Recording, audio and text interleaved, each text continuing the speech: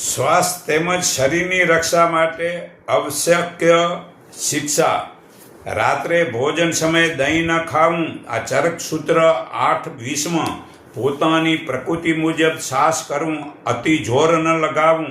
ત્રીજું, પોતાની શક્તિ અનુસાર કાર્યનો આરંભ કરવો. ચોથું, પ્રતિદિન માથામાં તેલ લગાવવું. કાનમાં તેમજ હાથ પગના તળિયે પણ તેલ લગાડવું. આ ચરક સૂત્ર 8:12.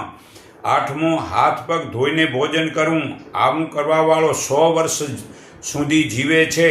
મહાભારત અનુશાસન પર્વ 104:62 પુરાવો છે. ભોજન કરતી વખતે અન્ન ચાવીને ખાવું તેમજ શાંત પ્રસન્ન થઈને જ ભોજન કરવું. સાતમું, ભોજન કરી ક્યારે ભાગદોડ કે ખેલકૂદ ન કરવો. આઠમું, ઋતુ અનુકૂળ વસ્ત્ર પોશાક ધારણ કરવા. અશ્લીલ કામો તેજ વસ્ત્ર ન પહેરવા. નવમું, પોતાનું નિવાસ સ્થાનને સફાઈ રાખવી અને પવિત્ર બનાવી રાખવા.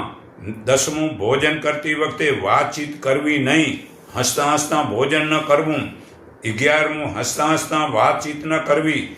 12મું, ઊભા ભોજન કે જલપાન પાણી પીવું વગેરે ન કરવું.